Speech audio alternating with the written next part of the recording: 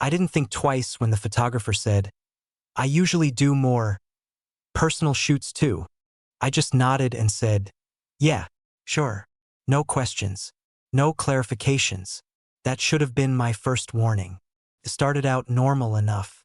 Too normal, actually.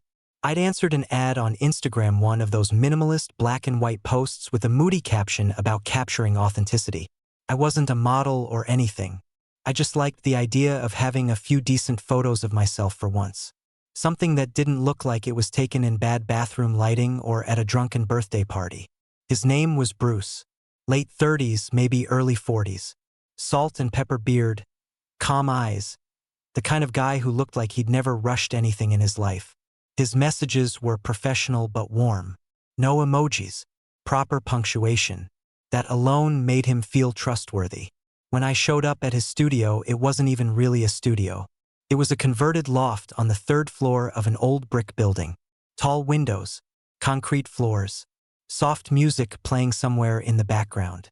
The whole place smelled faintly like coffee and something woody cedar. Maybe. "You must be Colin," he said, smiling as he shook my hand. His grip was firm but not aggressive. Confident, like everything else about him. He showed me around, explained the setup, the lighting, the kind of shots he liked to do. Natural, relaxed, unposed, he kept saying. "You don't need to perform," he told me. "Just exist. I'll do the rest." That line stuck with me. We started with the basics. Me standing near the window, sitting on a stool, leaning against the wall. Bruce barely touched me, just adjusted my shoulder once, stepped back immediately, asked if it was okay. Professional, respectful. I relaxed more than I expected. At some point, after we'd gone through a couple outfits, he lowered the camera and studied me for a moment longer than usual. "You're comfortable in your body," he said, not as a question. I laughed. "I wouldn't go that far." "No," he said calmly. "You are. You just don't realize it yet." Then he hesitated, like he was choosing his words carefully. "I should mention something," he added. "I also do private sessions. They tend to bring out something different." I waited. My heart picked up just a little. I should have said I needed time to think. Instead, I heard myself say, "Okay." Bruce searched my face, like he was checking for doubt. "You don't have to," he said. "At all." "I know," I replied. Yeah, I'm good." That was the moment things shifted. Not dramatically, subtly, like the air in the room got denser. "All right," he said softly. "Then this one's just for you. No portfolio. No sharing." He set the camera down for a second and dimmed one of the lights. The music felt louder now, slower. "Take your time," he said. "We're not in a rush." I swallowed. I had no idea what I'd just agreed to. Bruce didn't rush me. That was the strange part. He leaned against the counter, arms crossed, watching me like he was giving me space to change my mind. The silence stretched just long enough to make me aware of my own breathing.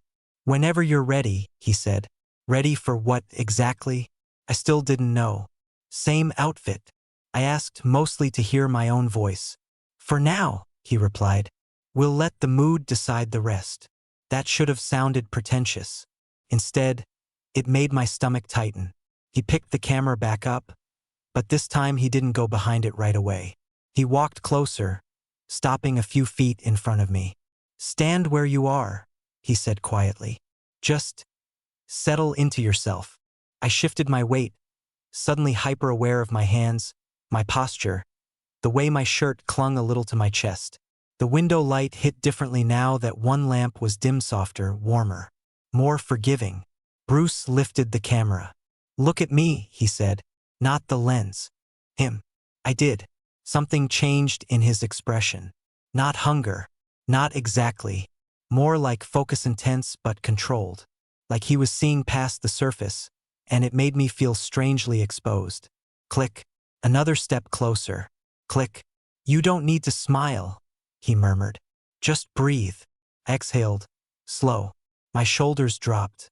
The tension I hadn't realized I was holding eased just a bit. Click.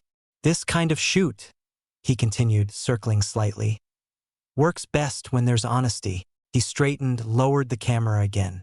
"This is where most people get nervous," he said, "because they realize it's not about being looked at. It's about being known." I looked up at him. Our eyes locked. "And that scares people," he continued. "But you're still here." "I am," I said. His gaze softened just a fraction. "I'm going to sit," he said, nodding to the other end of the couch. "Nothing changes unless you say so." He sat. The cushion dipped. He raised the camera again. Click. "Look out the window," he said. I turned my head. The city lights were blurred. Click. "Now close your eyes." I did. For a moment, I forgot about the camera completely. When Bruce finally lowered the camera for good, the silence that followed felt earned. "That's it," he said quietly. "I don't want to push past the moment." I sat up a little, surprised by the mix of relief and disappointment that hit me at the same time. "That's it?" I asked. For the first time since I'd arrived, he smiled like a normal guy again, not a photographer, not a guide through something unnamed. Just Bruce. "For today," he said. "Anything more would need a different kind of conversation." "You did great," he said again, more casually this time. "I'll send you a preview in a couple of days. You can decide what you want to keep or not keep." I nodded. "I'd like that." There was a pause near the door. Not awkward, charged but gentler now, like the afterglow of something neither of us needed to name. I stepped back out into the hallway. The city noise felt louder than before. The world hadn't changed, but I had. Just a little. I didn't expect to hear from Bruce again so soon. The preview email landed 2 days later. I didn't open the files right away. I made coffee, sat by the window, let myself settle first. Something about that session had rewired the way I approached things. I didn't want to rush this either. When I finally clicked, the first image took my breath out of me. Not because it was appealing, not even because I looked good, because I looked honest, not posing, not guarding, just present.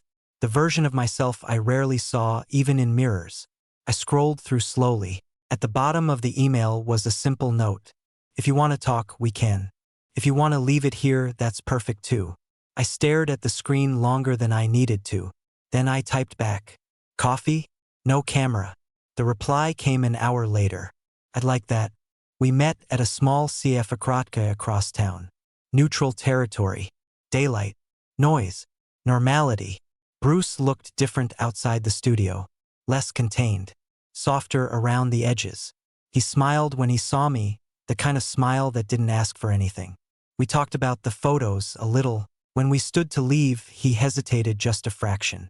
"If we do see each other again," he said, "it won't be because of the shoot." "I know," I replied. "That's why I asked." He smiled, warm and unguarded. I didn't think that would be the last time I saw Bruce. But I also didn't expect the next time to feel so ordinary. A few weeks passed. Life slid back into its usual rhythm: work, late dinners, half-watched shows playing in the background while I scrolled on my phone. The photos lived in a folder on my laptop I didn't open often, but I knew exactly where they were. Like something private I didn't need to prove to myself anymore. Then one evening, my phone buzzed. "I'm clearing out the studio this weekend," Bruce wrote. "If you want to stop by, no shooting, no agenda, you're welcome." I stared at the message longer than I needed to. "Okay," I replied. "I'd like that." The loft looked different in daylight. Less moody, more honest. Boxes stacked near the walls. Frames leaned carefully against each other. It felt like the end of a chapter, not just for him, but somehow for me too. Bruce greeted me with a hug this time. Brief, warm, no hesitation. "I'm moving to a smaller place," he explained as we walked inside. "Closer to the river. Quieter." "That fits you," I said. He smiled. "I think so too." We talked while he packed. About nothing important. About everything. There was an ease between us now that hadn't been there before because there was nothing unresolved. At one point, he handed me a print. One of the photos. "This one's yours," he said. "I never planned to share it, but it feels like it belongs with you." I looked down at it. The same image that had stopped me cold weeks ago.